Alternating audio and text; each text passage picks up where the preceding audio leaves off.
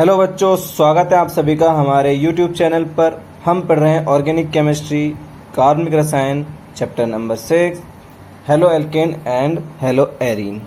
देखिए, पिछले क्लास में हमने जो विरचन अभिक्रियाएं हैं हेलो एल्केन और हेलो एरीन की उनके बारे में हम बात कर ली है।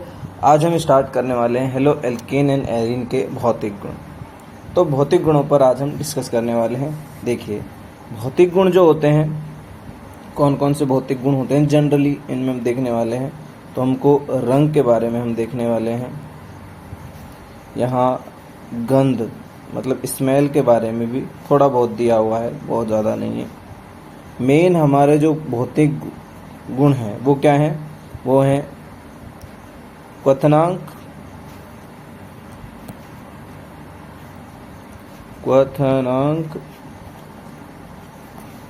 गलनांक, क्या है? गलनांक है, और विलेयता है, कौन किस में विलेय है, और यहाँ पर एक और है जिसका नाम है घनत्व। तो ये भौतिक गुणधर्म हैं जो हम पढ़ने वाले हैं। रंग, गंध, क्वथनांक, गलनांक और विलेयता, एक एक करके सबके बारे में पढ़ते हैं। तो फर्स्ट जो हो जाता है उसका नाम है रंग। हेलो एल्केन और हेलो एरीन के रंग के बारे में हम बात करने वाले हैं। देखिए, रंग की बात करें तो एल्किल हैलाइड है ना, एल्किल हैलाइड या हेलो एल्केन एक ही बात है। एल्किल हैलाइड शुद्ध अवस्था में कैसे होते हैं? रंगहीन होते हैं, है ना। शुद्ध अवस्था में रंगहीन होते हैं। कैसे होते हैं? रंगहीन होते हैं, प्योर शुद्ध अवस्था में। लेकिन ट्विस्ट यहाँ पर क्या ट्विस्ट? यहाँ पर ट्विस्ट ये है कि ब्रोमाइड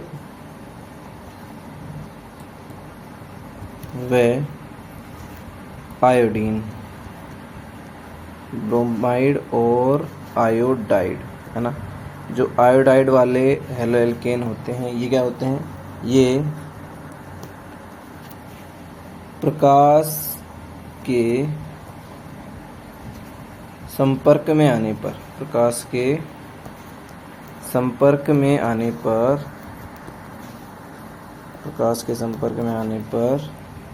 क्या करते हैं? प्रकाश के संपर्क में आने पर रंग प्रदान करते हैं या रंग प्रदर्शित करते हैं। तो रंग की बात क्या है कि जो एल्किल हैलाइड है वो सामान्य अवस्था में, शुद्ध अवस्था में रंगहीन होते हैं। लेकिन जो ब्रोमाइड है, इसीलिए हमने देखा था ब्रोमीन का जो टेस्ट था, ब्रोमीन परीक्षण हमने देखा था, आयोडीन भी बैंगनी कलर देता है, इसी तरह से, है ना।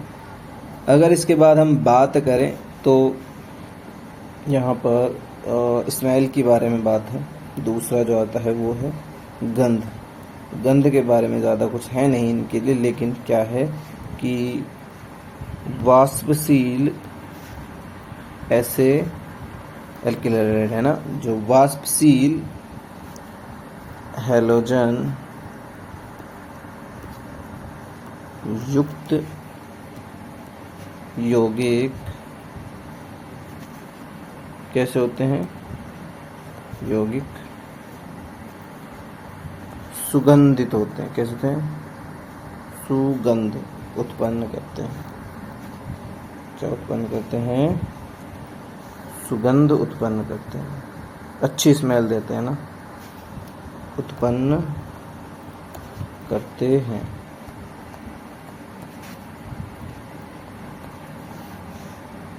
जो होते हैं वाष्पशील का मतलब यहाँ पर क्या है?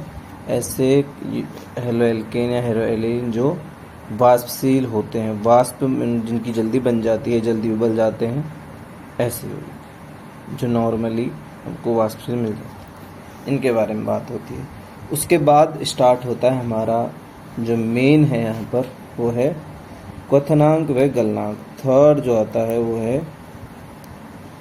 क्वथनांक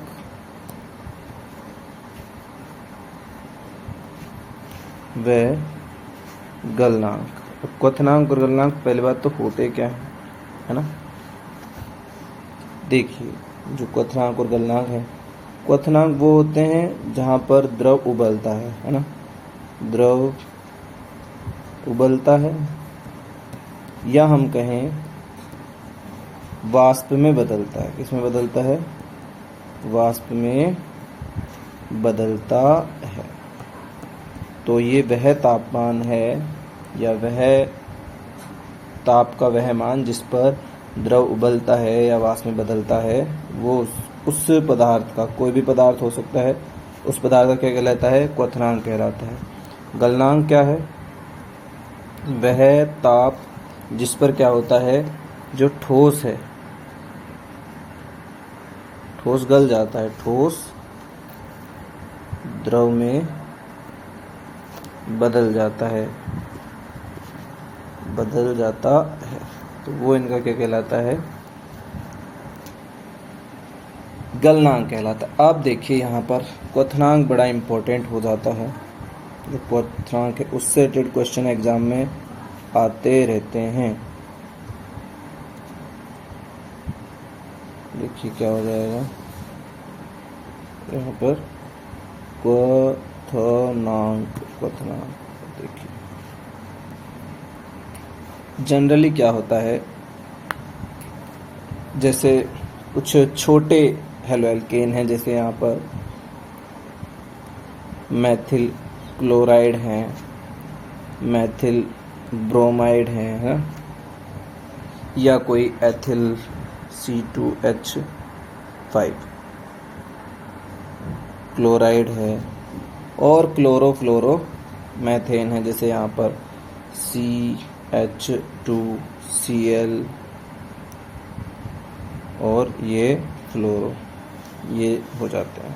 ये क्या है? क्लोरो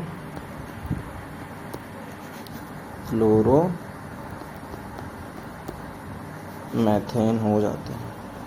ठीक है, क्लोरो मैथेन हो जाते हैं। ये सभी क्या हैं? ये सभी के सभी कमरे के ताप पर गैस होते। क्या होते हैं? कमरे का ताप का मतलब क्या होता है? जनरली हम 25 से 27 डिग्री सेल्सियस जो तापमान, इसको हम क्या कहते हैं? कमरे के ताप, है ना। कमरे के ताप पर क्या होते हैं? ये गैस अवस्था में होते हैं। अब इससे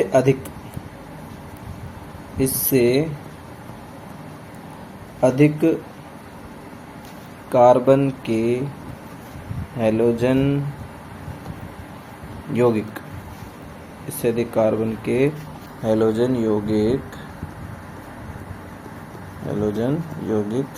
क्या होते हैं?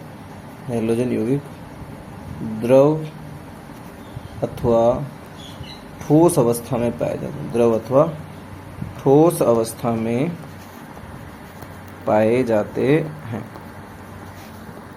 द्रव अथवा ठोस अवस्था में पाए जाते हैं। ठीक है, ये तो इनके जनरल बात हुई। अब देखो हम क्या करते हैं कि हम जानते हैं कि भैया ये जो है कार्बन हैलोजन बंध के बारे में हम देख कर आ रहे हैं कि ये कैसा होता है? ध्रुवीय होता है। हैलोजन पर आंशिक ऋणावेश होता है, तो कार्बन पर आंशिक धनावेश होता है।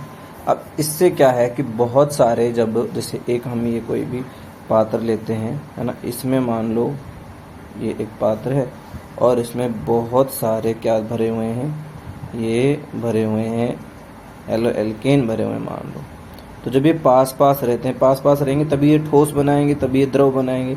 दूर रहेंगे तो खुद ही गैस अवस्था में रहेंगे, है ना।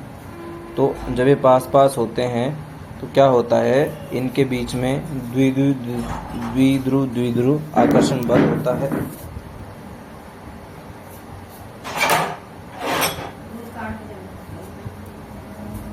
इनके बीच में क्या होता है? द्विध्रुव आघूर्ण होता है। साथ में इनके बीच में क्या होता है? वान डेर वाल आकर्षण बल होते हैं। दो तरह के बल हैं जो इन्हें बनाए रखते हैं। एक तो होता है द्विध्रुव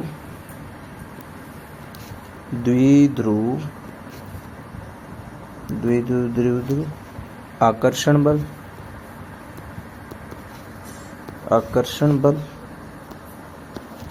और दूसरा होता है वांडर वाल आकर्षण बल। अब ये बल होते क्या हैं आकर्षण बल? जैसे हमने बात की कि जो द्विध्रुव आकर्षण बल है ये इसलिए लगता है क्योंकि यहाँ पर द्विध्रुव उत्पन्न होता है, द्विध्रुव आघूर्ण उत्पन्न होता है। और वो उत्पन्न क्यों होता है? क्योंकि यहाँ पर जो आवेश है, आवेश का क्या हुआ? सेपरेशन होता है, मतलब आवेश अलग अलग होते हैं। क्या होते हैं? जब आवेश अलग अलग होते हैं तो क्या उत्पन्न होता है? द्विध्रुव आघूर्ण उत्पन्न होता है। अब ज़्यादातर यौगिक ऐसे ही हैं, हेलो एल्केन के तो या हेलो एरीन के, इनमें द्विध्रुव आघूर्ण उत्पन्न होने के कारण ही इनके बीच में द्विध्रुव आकर्षण बल बन जाते हैं। उसके बाद वांडर वाल आकर्षण बल क्या है? वांडर वाल आकर्षण बल जो होता है वो क्या होता है? वांडर वाल आकर्षण बल होता है अंतराण्विक आकर्षण बल। क्या होता है? अंतराण्विक आकर्षण बल होता है। अब ये अंतराण्विक आकर्षण बल क्या होता है?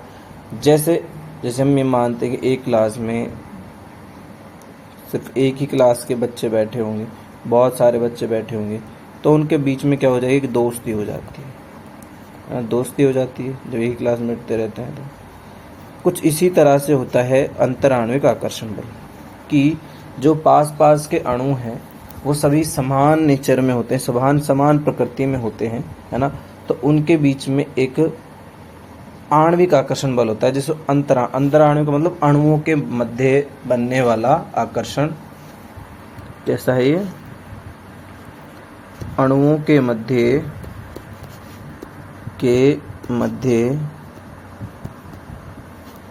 बनने वाला आकर्षण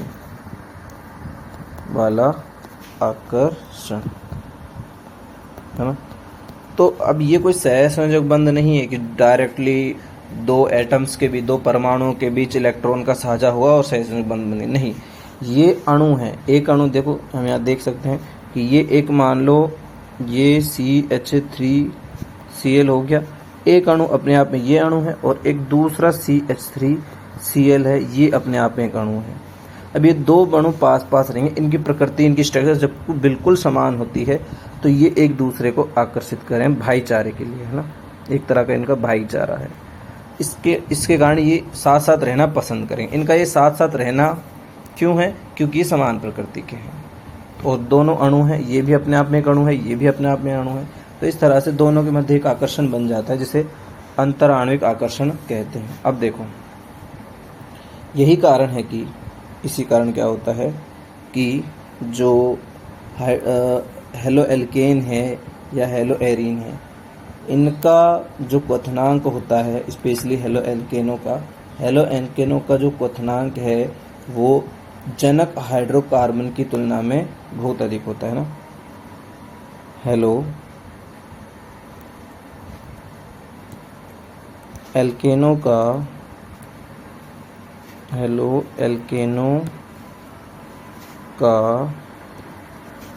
क्वथनांक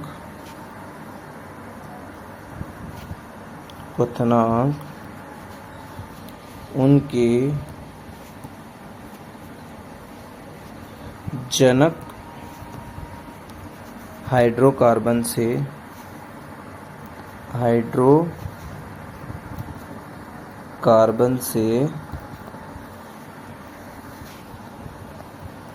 अधिक होता है, जनक हाइड्रोकार्बन से अधिक होता है। तो उसका रीजन हमने क्या बताया? उसका रीजन हमने बता दिए। इसका पहला रीजन हो जाता है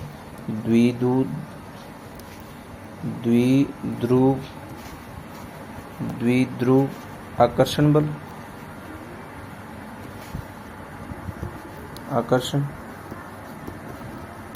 और दूसरा हमने क्या बताया? वान डर वाल आकर्षण बल, वान डर वाल आकर्षण बल। और तीसरा भी इसमें आ जाता है, वो है अधिक अणुभार, है ना, अधिक द्रव्यमान या अधिक अणुभार भी हम कह सकते हैं, अधिक अणुभार हो जाता है, अधिक अणुभार या अधिक द्रव्यमान। ठीक है, ये भी एक रीजन हो जाता है। देखो इसका एग्जाम्पल के रूप में देखते हैं, अगर हम देखने वाले हैं यहाँ पर, देखो जैसे ये एक प्रोपेन है, ये क्या है, प्रोपेन है, CH2CH3, है ना, और यहाँ हमने ले लिया है CH3 CH2 एंड CH2, यहाँ पर हमने ले लिया ये Cl ऐड कर दिया। तो ये क्या है, एक हेलो एल्केन है जिसको हम क्लोरो प्रोपेन कह देते हैं। क्या है ये, क्लोरो प्रोपेन है ये, ठीक है, ये है क्लोरोप्रोपेन। और ये क्या है, सिंपल, ये है यहाँ पर प्रोपेन। क्या है ये केवल प्रोपेन है। तो ये जो क्लोरोप्रोपेन है बना किससे है, प्रोपेन से, इसीलिए ये क्या है, ये जनक हाइड्रोकार्बन है। कैसा है ये जनक है, इसी से बना है। कौन, क्लोरोप्रोपेन। तो क्लोरोप्रोपेन का जो क्वथनांक होता है इससे ज़्यादा होता है, ये चिन्ह बता रहा है। और उसका रीजन हमने क्या बताया कि एक तो इनके मध्य द्विध्रुव आकुंड बन जाता है, और दूसरा वान डर वाल आकर्षण। तीसरा जिसे हमने द्रव्यमान या अणुभार भी हम कह सकते हैं। कि देखो उसके लिए हम एग्जाम्पल देख लेते हैं। यहाँ पर अगर हम एग्जाम्पल देखें तो यहाँ कार्बन का होता है, देखिए 12। वैसे अगर ये अणुसूत्र हम देखें तो अणुसूत्र बहुत समानता हमको दिखाई देगी।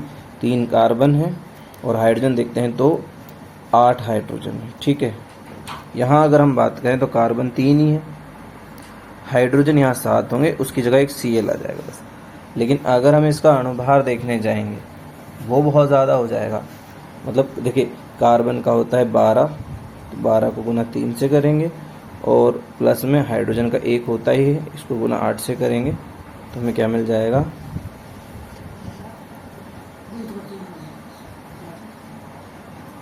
ये 36, और ये हो जाएगा यहाँ पर 8। ठीक है, और इनको हम जोड़ते हैं तो हमको कितना मिल जाएगा, ये 44। कितना हो जाएगा, ये 44 हो जाएगा। यहाँ हम बात करें तो यहाँ 12 गुना 3 प्लस 1 इंटू 7। अब यहाँ पर जो क्लोरीन है ये 35 लेकर आया है। क्या लेकर आया है, 35 लेकर आया है। अब इसका 35.5 होता है, लेकिन हम 35 ही मान के चलते हैं। तो ये 36 है ही, यहाँ 8 है, लेकिन ये 35 ज़्यादा हो गया। तो आप ये मान लीजिए कि 43 प्लस 35.5 है ना, ये 0.5, ये 35.5 एक्स्ट्रा होगा, जिसके कारण क्या होता है, इनका जो क्वथनांक है अपने संगत या जनक जो हाइड्रोकार्बन है उनकी तुलना में बहुत बहुत अधिक हो जाता है। जिसके रीजन हमने बताया आपको, एक तो द्विध्रुव आघूर्ण हो जाएगा, वान डर वाल आकर्षण बल हो जाएगा, तीसरा है अधिक द्रव्यमान। उसका अधिक द्रव्यमान का भी एग्जाम्पल के द्वारा हमने यहाँ बात कर ली है ना। उसके बात करें क्वथनांक के ही सिलसिले में और बात करें तो यहाँ पर देखिए एक और यहाँ पर पॉइंट है हमारे लिए कि समान एल्किल समूह, समान एल्किल समूह होने पर एल्किल हैलाइडों का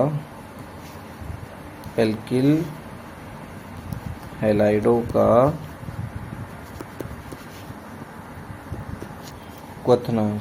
अब देखिए अगर हमने क्या कर दिया है, एल्किल ग्रुप जो है वो समान कर दिया, मतलब यहाँ पर ये R समान कर दिया है।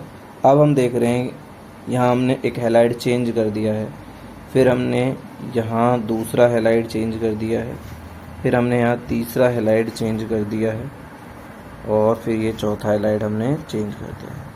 तो अब जो है इनका क्वथनांक किसका ज़्यादा होगा और किसका कम होगा, तो ये इस बात पर डिपेंड करता है कि किसका द्रव्यमान ज़्यादा है। हम जानते हैं कि सबसे ज़्यादा द्रव्यमान आयोडीन का होता है, उसके बाद ब्रोमीन का होता है और उसके बाद क्लोरीन का होता है। सबसे कम होता है किसका, फ्लोरीन का। इसी कारण जो क्रम हो जाएगा वो हो जाएगा ये। जैसे एग्जाम्पल के द्वारा भी हम इसको देख सकते हैं।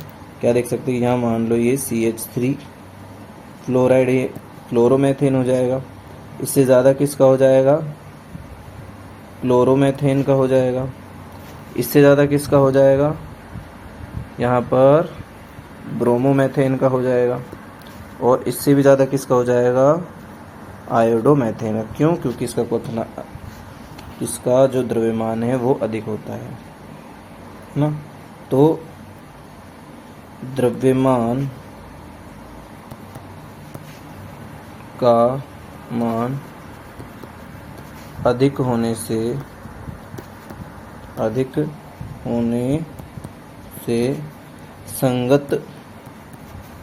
संगत मतलब जिसका द्रव्यमान ज़्यादा होगा, संगत एल्किल हैलाइड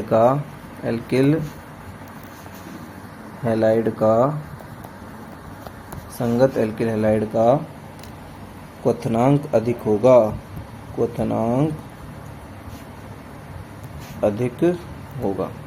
या अधिक होता है।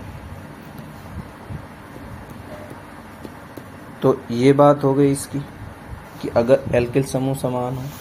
अब देखिए यहाँ पर उसके बाद अगर हम बात करें एक और नए पॉइंट्स की, यदि क्या हो, यदि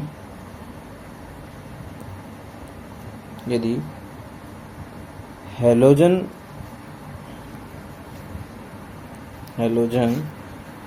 समूह समान होता है, क्या होता है, यदि हैलोजन समूह समान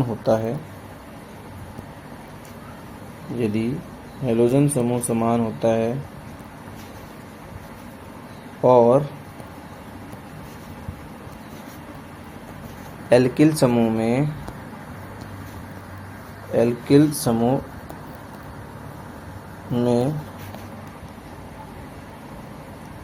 शाखन होने पर, अगर एल्किल समूह में क्या हो, शाखन का मतलब है शाखाएं बट जाएं होने पर, क्वथनांक का क्रम। अब देखिए यहाँ पर क्वथनांक का क्रम क्या होने वाला है। जैसे अगर हम बात करें यहाँ पर एग्जाम्पल के तौर पर हम देखते हैं कि अगर मान लो सिंपली कोई प्राथमिक हैलाइड है, यहाँ RCH2Br हमने ले लिया है ना, Br हमने ले लिया। उसके बाद क्या होगा, हमने RC यहाँ पर एक CH2 ऐड कर दिया और यहाँ हमने Br ले लिया। अब ये 2 डिग्री हो जाएगा, ये 1 डिग्री हो जाएगा। और फिर तीसरा हमने ले लिया है R, यहाँ H आएगा ना, इधर H, R यहाँ पर एक CH3, यहाँ भी CH3 और यहाँ Br। देखो यहाँ पर Br तीनों में ही समान है ना। अब इनका जो क्रम है वो कैसा हो जाता है, सबसे ज़्यादा इसका हो जाता है, सबसे ज़्यादा फिर इसका है, फिर इसका। ऐसा क्यों है ना। तो हम यहाँ लिखेंगे कि जो क्वथनांक का क्रम है ना, क्वथनांक जो है वो शाखन के व्युत्क्रमानुपाती होता है ना। ये शाखन के व्युत्क्रमानुपाती, जैसे यहाँ का एक नई शाखा ये बन गई, फिर एक नई शाखा ये बन गई, एक शाखा ये बन गई। जैसे जैसे शाखन होता है, शाखाएं बढ़ती जाती है, वैसे वैसे क्वथनांक का क्रम भी घटता जाता है। उसका रीजन क्या है, शाखन होने पर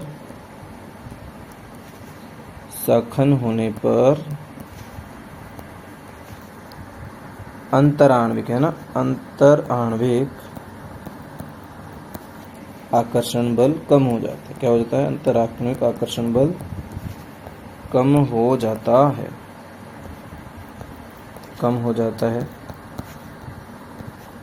जाता है और इनका पृष्ठीय क्षेत्रफल भी थोड़ा बढ़ जाता है।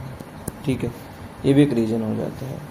तो इस तरह से हम एग्जाम्पल भी देख सकते हैं। ये हमारी बुक का ये एग्जाम्पल है। देखिए यहाँ पर कौन सा एग्जाम्पल है कि ये एक है CH3 CH2 CH2 CH2, यहाँ Br, ये क्या है, ब्रोमो ब्यूटेन है, ये इसका सबसे ज़्यादा होता है।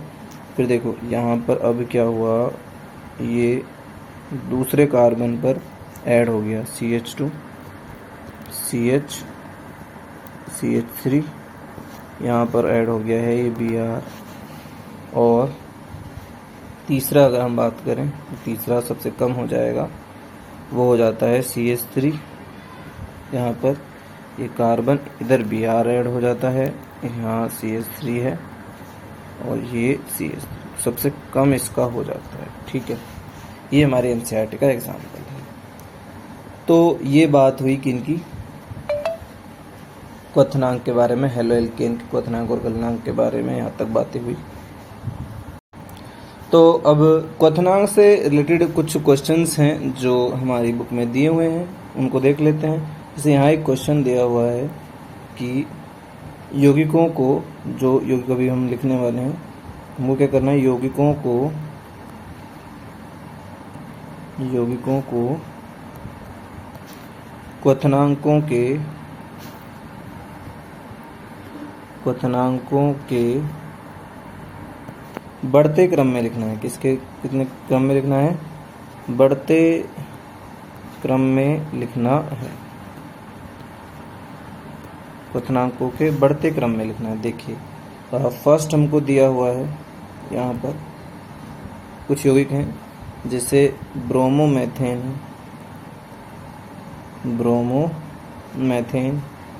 ये हमको एक दिया हुआ है यौगिक। दूसरा दिया हुआ है ब्रोमोफोम, क्या दिया हुआ है, ब्रोमोफोम। फिर एक हमको दिया हुआ है क्लोरोमेथेन दिया हुआ है। और फिर दिया हुआ है यहाँ पर डाईब्रोमो,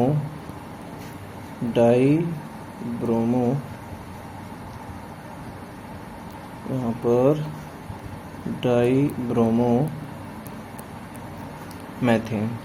ये यौगिक हैं जिनको हमको क्या करना है, क्वथनांकों के बढ़ते क्रम में लिखना है। अब देखो सबसे पहले तो हमको इनकी स्ट्रक्चर आनी बहुत ज़रूरी है।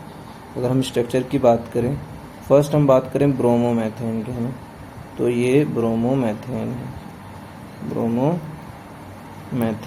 देखिए ब्रोमोमेथेन की स्ट्रक्चर क्या हो जाएगी, यहाँ पर CH3Br।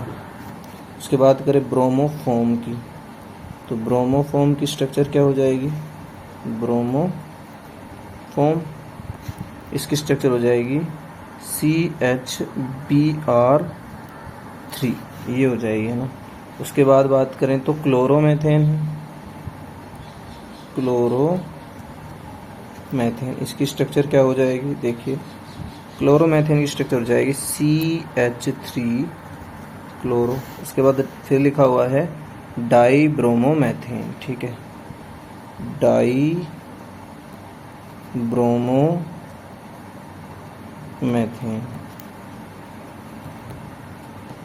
तो इसकी स्ट्रक्चर क्या हो जाएगी CH2Br2,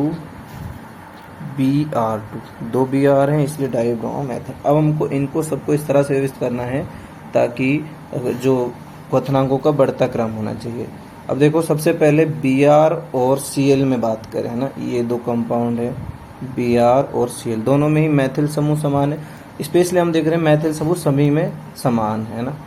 तो सबसे पहले तो यही कंपेयर कर लेते हैं। हम जानते हैं कि क्लोरीन का जो द्रव्यमान है वो ब्रोमीन से कम होता है, तो सबसे कम जिसका द्रव्यमान हो जाएगा वो CHCl3 का हो जाएगा, CH3Cl का, सॉरी। उसके बाद आएगा CH3Br। फिर देखो अब Br 2 हैं, दो ब्रोमीन हो जाने पर इसका ज़्यादा हो जाएगा Br2 और सबसे ज़्यादा हो जाएगा CHBr3, क्योंकि 3 Br हैं तो इनका द्रव्यमान बहुत ज़्यादा हो जाएगा, है ना। इस तरह से क्या हो जाएगा, सबसे ज़्यादा हो जाएगा Br3 का और सबसे कम हो जाएगा क्लोरोमेथेन का। ये हो जाएगा इनका बढ़ता क्रम।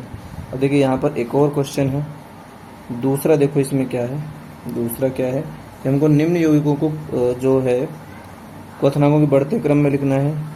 एक है 1-क्लोरोप्रोपेन, 1-क्लोरोप्रोपेन। दूसरा है आइसोप्रोपिल क्लोराइड, आइसोप्रोपिल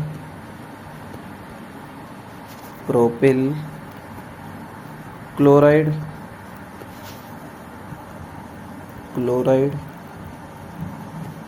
और तीसरा है 1-क्लोरोब्यूटेन, 1-क्लोरोब्यूटेन।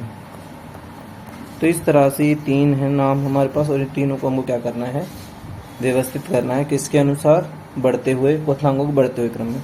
अब एक स्ट्रक्चर देख देते हैं।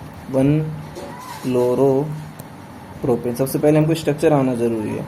स्ट्रक्चर आएंगे तभी हम जो हमारे कॉन्सेप्ट हैं क्वथनांकों के वो लागू कर सकेंगे। देखिए इसकी स्ट्रक्चर हो जाएगी 1-क्लोरो, मतलब पहले कार्बन पर हमको जोड़ना है, क्या जोड़ना है, क्लोरो। और प्रोपेन है मतलब 3 कार्बन का यौगिक, यानी CH3 CH2 और यहाँ हमने Cl लगा दिया। कहाँ लगा दिया, पहले कार्बन पर, ये दूसरा और ये तीसरा, इसलिए 1-क्लोरो प्रोपेन हो गया। फिर दूसरा है आइसोप्रोपिल क्लोराइड। आइसो, अभी सामान्य नामकरण का नाम आया है, याद रखना IUPAC का नहीं, इसलिए सामान्य नाम भी जरूरी हो जाते हैं। प्रोपिल क्लोराइड, देखिए इसकी अगर हम स्ट्रक्चर देखते हैं तो वो स्ट्रक्चर क्या बनती है, यहाँ पर इसकी स्ट्रक्चर बन जाती है। आइसो समूह हमको ध्यान रखना है, CH3 CH, और ये जो CH3 समूह ये क्या है, एक आइसो समूह। कैसे, कौन सा समूह है ये, हमेशा देख याद रखना, ये एक आइसो समूह है। कैसे, कौन सा समूह है, आइसो समूह। अभी प्रोपिल है तो 3 कार्बन हो ही गए, और यहाँ पर जुड़ा हुआ है क्लोराइड। अब यहाँ पर आपको दिख रहा होगा ये सेकेंडरी कार्बन है, तो यहाँ पर इसमें शाखन हो रखा है, इसमें शाखन नहीं हुआ है, इसमें शाखन हुआ है। तो जनरली इसका तो क्वथनांक ज़्यादा हो ही जाएगा। लेकिन चौथा भी देख लेते हैं। चौथा क्या है, 1-क्लोरोब्यूटेन, तो ये 4 कार्बन का हो जाएगा। तो CH3 CH2 एंड CH2, और यहाँ क्लोरीन ऐड हो गया। ठीक है, तो इस तरह से ऐड हो जाने से ये इसकी स्ट्रक्चर हो जाएगी 1 2 3 एंड 4। तो देखो इसमें 4 कार्बन है और एक क्लोरीन पर, सभी में क्लोरीन है ना, इसमें भी क्लोरीन है, इसमें भी क्लोरीन है। देखो यहाँ भी क्लोरीन, यहाँ भी क्लोरीन, और यहाँ भी क्लोरीन। तो क्लोरीन का कॉन्सेप्ट यहाँ खत्म हो गया, है ना। अब कॉन्सेप्ट आता है कि यहाँ 3 कार्बन है, यहाँ 3 कार्बन, लेकिन यहाँ तो 4 कार्बन का है, वो सबसे ज़्यादा होगा, कार्बन नंबर ज़्यादा है, तो उनका अनुभार ज़्यादा हो जाएगा। ठीक है, अब बात आती है इनमें से कौन ज़्यादा होगा। तो यहाँ पर शाखन देखने को मिल रहा है, यहाँ शाखन नहीं है। हम जानते हैं जो शाखित एल्किल हैलाइड होते हैं उनके क्वथनांक कम होते हैं बजाय जो शाखित नहीं है। तो सबसे कम हो जाएगा हमारा कौन सा, आइसोप्रोपिल क्लोराइड, आइसोप्रोपिल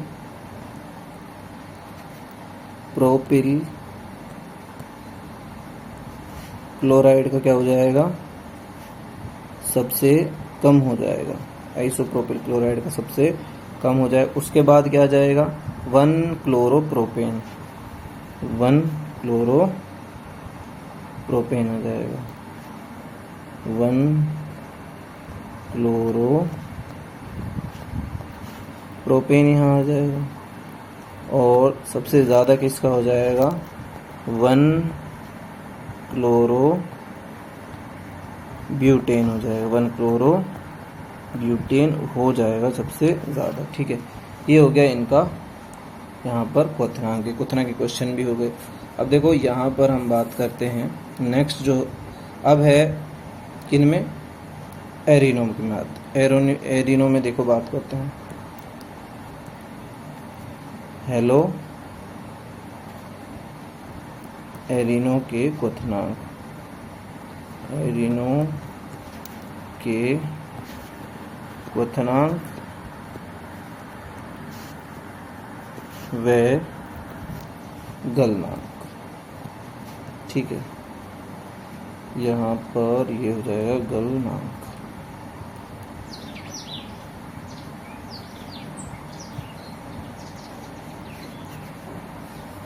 सबसे पहले देखते हैं क्वथनांक। ठीक है, तो देखो यहाँ पर जो समाअवयवी डाई हेलोबेंजीन होते हैं उनके क्वथनांक तो लगभग क्या होते हैं, समान होते हैं ना। क्या होते हैं, समाअवयवी का मतलब जिनके अनुभार जो जिनके अणुसूत्र समान होते हैं, अणुभार भी समान ही होता है ना। समाअवयवी डाई हेलोबेंजीन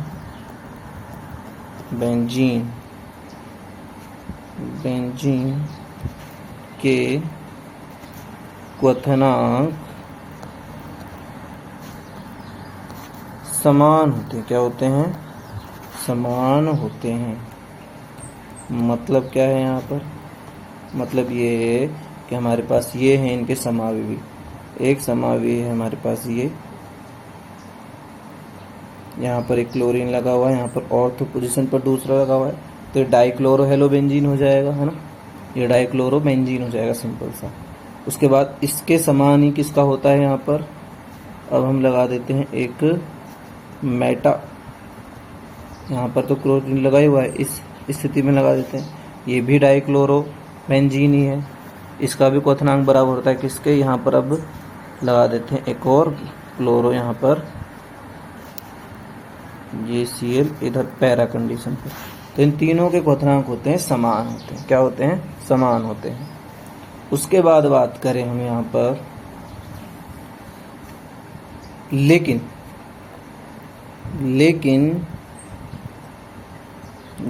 क्या होता है,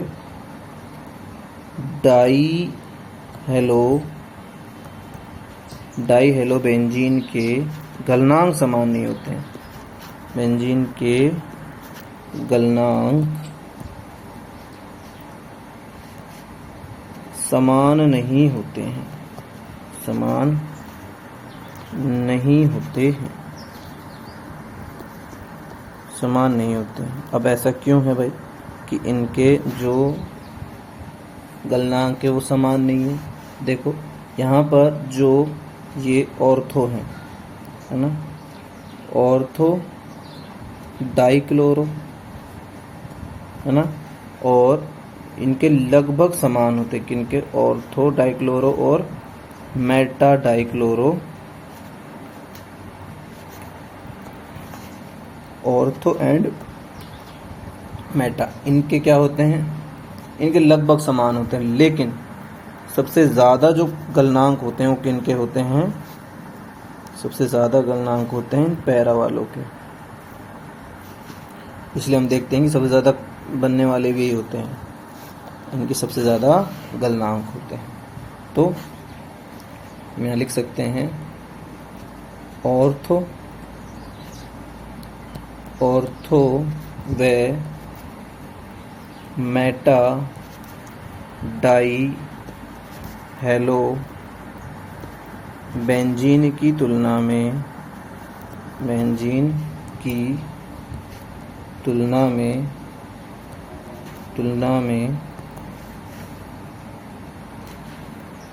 पैरा डाई हेलोबेंजीन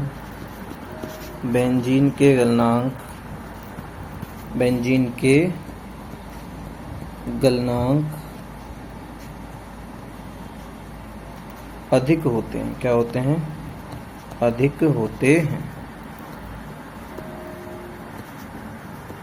अधिक होते हैं। इस तरह से इनके जो गलनांक हैं वो अधिक होते हैं, है ना।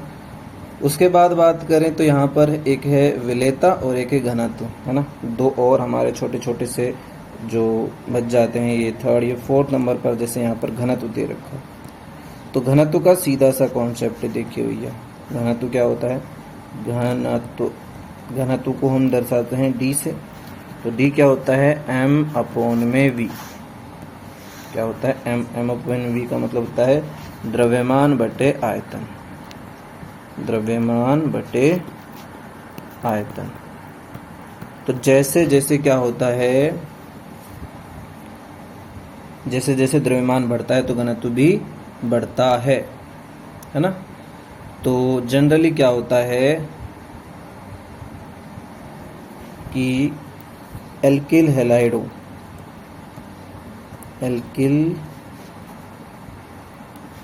हैलाइडों का घनत्व जल से अधिक होता है। जल से क्या होता है? अधिक होता है, अधिक होता है। इसी कारण ये जल से अधिक भारी होते हैं, जल से अधिक भारी होते हैं, ठीक है। और आयतन भी इन पर डिपेंड करता है। तो कार्बन की संख्या भी है, परमाणु और हाइड्रोजन परमाणु की संख्या भी है ना, ये भी इम्पोर्टेंट है। बाकी मेन हमने आपको बता दिया, घनत्व बढ़ेगा तो द्रव्यमान बढ़ेगा तो घनत्व बढ़ेगा। अब हमारा जो लास्ट इसमें जो गुण आ जाता है वो कौन सा गुण है? यहाँ पर पांचवा, अगर हम बात करें, पांचवा ही है ना, हाँ पांचवा है विलेयता। देखो, अगर हम विलेयता की बात करते हैं, विलेयता का मतलब होता है घुलनशीलता, कि कौन किसमें अधिक घुलनशील है ना। तो घुलनशीलता देखिए यहाँ पर जो है हेलो एल्केन जो है, सिंपल सी बात करेंगे, बहुत ही सिंपल सी। हेलो एल्केन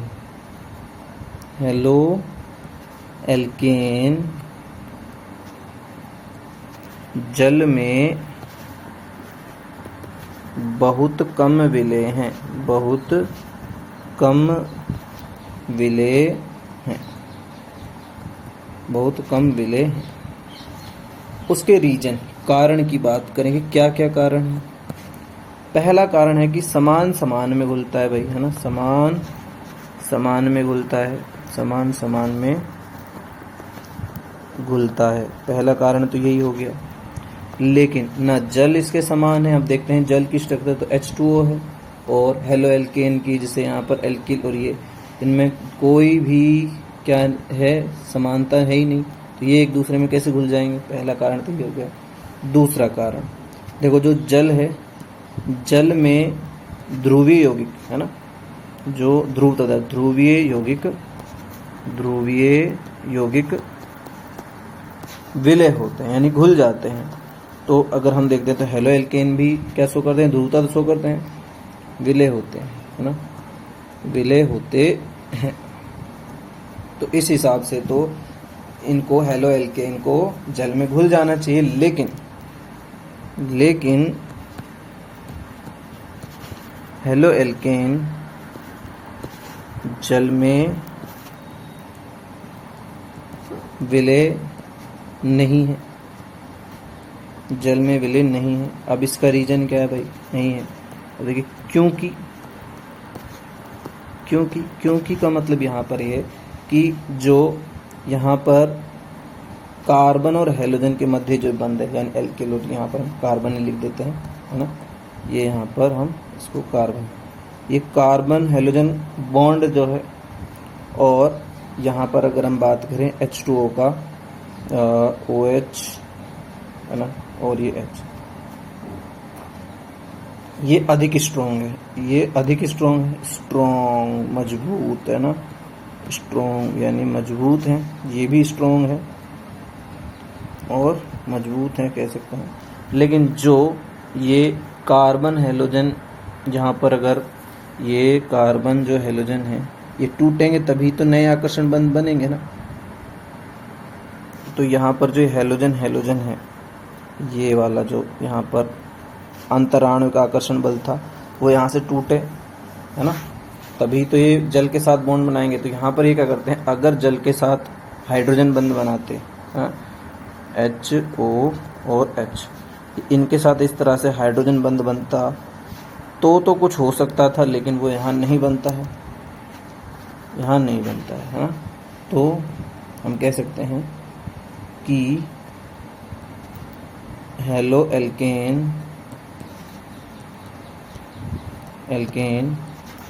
जल के साथ हाइड्रोजन बंध नहीं बनाते हैं, हाइड्रोजन बंध नहीं बनाते हैं, नहीं बनाते। इसी कारण क्या होता है कि ये कम विलयशील होते हैं। दूसरा हम वो बता ही रहे हैं आपको कि जो इनके जल के अणुओं के मध्य ना, जल के अणुओं के मध्य अधिक आकर्षण बल होता है, बजाय जल के अणुओं व हेलो एल्केन के अपने अणुओं, मतलब इनके एक दूसरे के है ना, अपने अणुओं के मध्य, अपने अणुओं के मध्य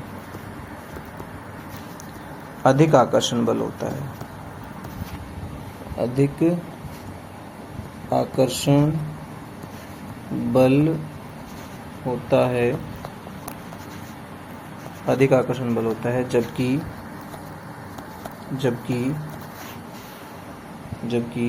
किनके मध्य, जबकि जल व हेलो एल्केन के अणुओं के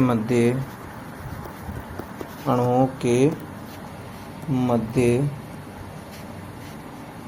कमजोर आकर्षण बल होता है, बहुत ही कमजोर होता है, कमजोर आकर्षण होता है, आकर्षण होता है। ठीक है, ये एक रीजन हो जाता है। दूसरी बात, जो हेलो एल्केन होते हैं कार्बनिक विलायकों में विलय होते हैं, ये हमारे लिए ज़्यादा जरूरी है। हेलो एल्केन कार्बनिक विलायकों में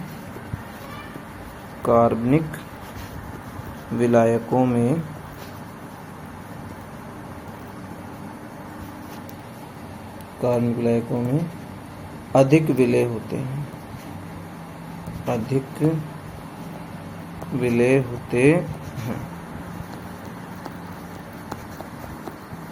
जैसे कार्बन टेट्राक्लोराइड हम ले लेंगे, तो उस तरह के एथेनॉल वगैरह ले लेंगे, तो इनमें ज़्यादा विलय होंगे क्योंकि वो कार्बनिक विलायक है। तो इस तरह से हमने जो भौतिक गुण थे उन सभी के बारे में हमने बात कर ली है। नेक्स्ट हमारा टॉपिक रहेगा केमिकल या रासायनिक रिएक्शंस, उसके बारे में नेक्स्ट क्लास में बात करते हैं। धन्यवाद।